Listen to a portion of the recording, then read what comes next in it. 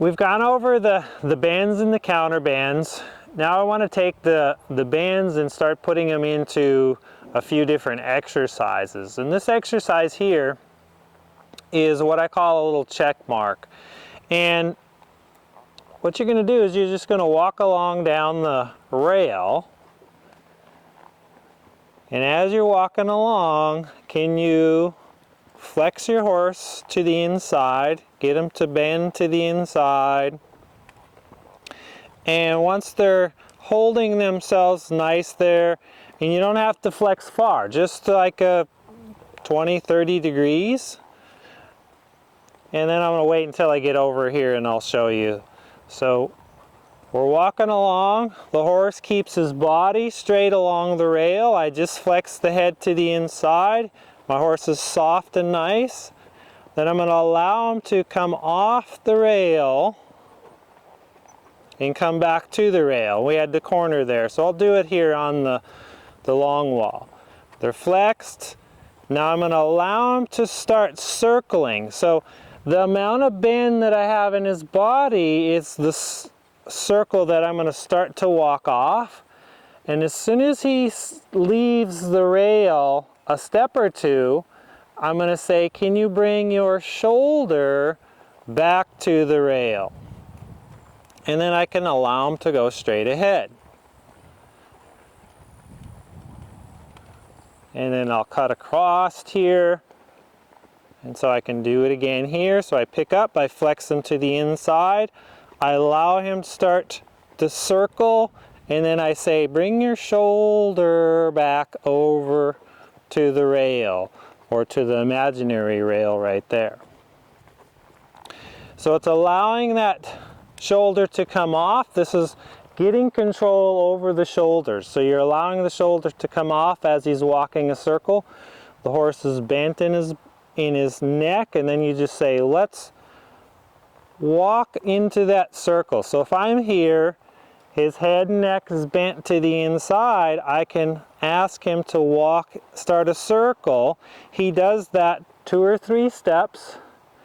And now I'm going to shift my weight back to the fence, open this hand here with a little feel here, keeping him bent to the inside, saying shift your shoulder over and walk back to the rail. Or it's like you're sliding the shoulder back to the rail. So we're going along. I pick up, I flex them to the inside. I allow them to start the circle. I shift my weight back. And then I ask the front to come back to the rail. That wasn't too bad there.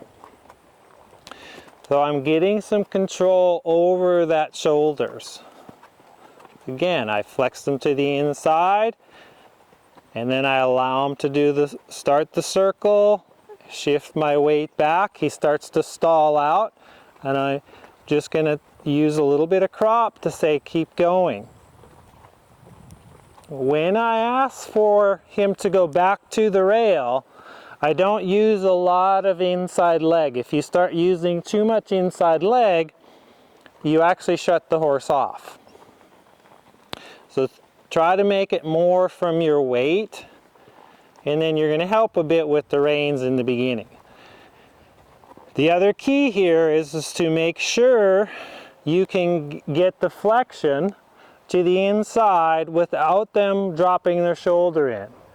So they need to be able to maintain holding the bend as he's going straight down the rail. And then I'm going to say, oh, let's come off, and oh, let's go back to the rail. So we're just going along, flexing, the front comes off, and then I can say, come back to the rail. And we can go straight ahead. You do that a few times, then allow them to stretch out and lengthen out, and then we'll go back the other way.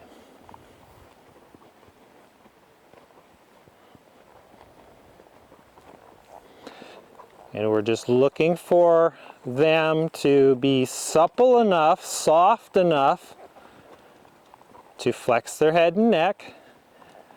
And then are they balanced enough to hold themselves there? And now I'm going to allow them to come off and shift my weight, bring the shoulder back to the rail. That was really nice there. And then I can allow them to go straight ahead.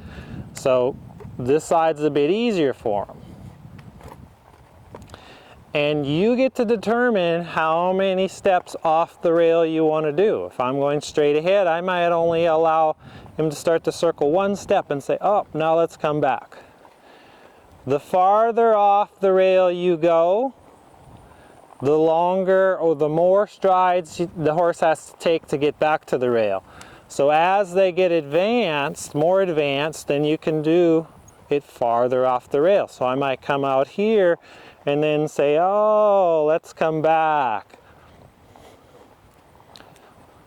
So that's like 4, 5, 6 strides there. But in the beginning, you might just look for them to flex, come off, 1 or 2 steps, and right back to the rail. So that's nice. And I'm going to pick it up and try it at the trot. So we're trotting along, just getting the rhythm established first. And then I'm going to pick up, flex him to the inside. Can he just flex without breaking gait and without falling in? So I'll have to do that a little bit first. Pick up, flex them to the inside. See, so we haven't done much of this with him. So we just still been working on just bends, the walk. He's not doing too bad. So the trot, I may not be able to do come off the rail and go back yet. All I'm working on is can he stay on the rail? And as soon as I get that, then I can progress into allowing the front to come off, then take it back. So it's all a progression of where is your horse at and what does he need right then. So I'm going to ask him to trot to get a nice rhythm going. And can he flex to the inside without falling in? And if you're having a lot of trouble with this, go back to the previous video just on bends and counter bends.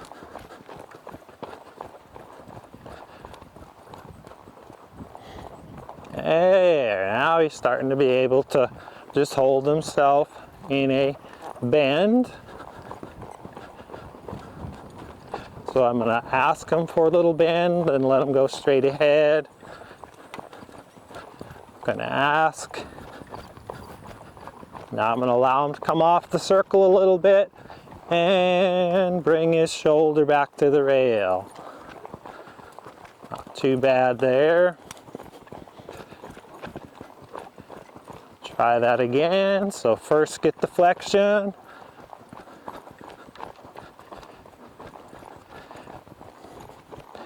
See, and he doesn't know where to be yet, so there's a lot of mouth action I'm having to hold because he just drops in on the shoulder when I pick up and ask for the bend. And it's almost a little bit premature to do this. He's a little bit stiff at the trot, so I may just have to go back to doing more of it at the walk, till he gets softer, till he figures this out. And I can come off, come back to the rail. So that's how you can judge. You can go up, try it at a higher gait or doing a little more difficulty. If they just aren't getting it, or if you feel like you're really having to force it a lot, then go back to slower and get it more precise there. Get them more comfortable with it at a slower gait. And then you can move on up.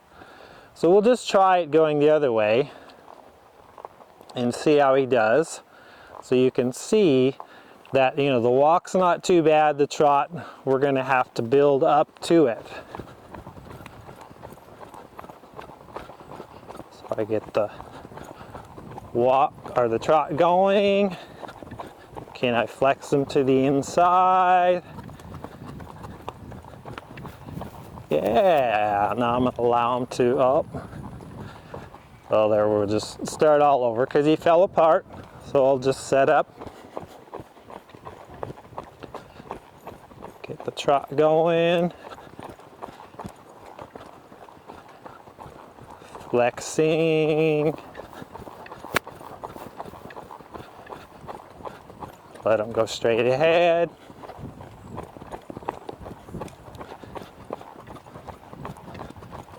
Flexing. Allow him to come off the rail. Shift my weight back.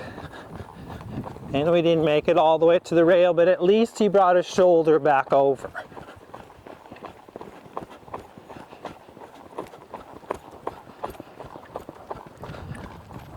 And back to the rail, because he kind of came off as soon as I picked up a bend.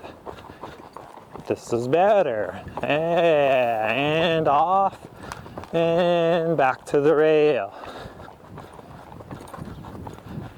And off. Back to the rail. There, he's starting to get into a little bit of a flow. We did a couple of them. I'm going to allow him to lengthen out.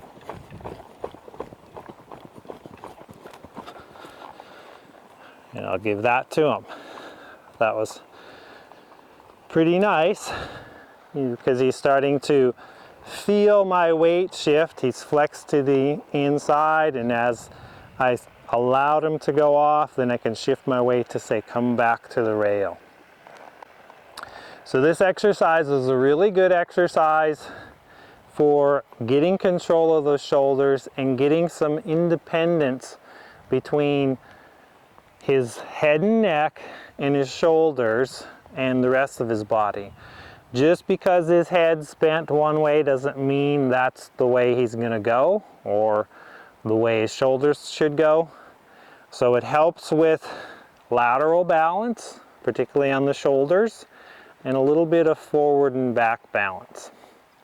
So to recap on this exercise is go on out, you're going to walk the rail, and then you're going to start just flexing your horse to the inside.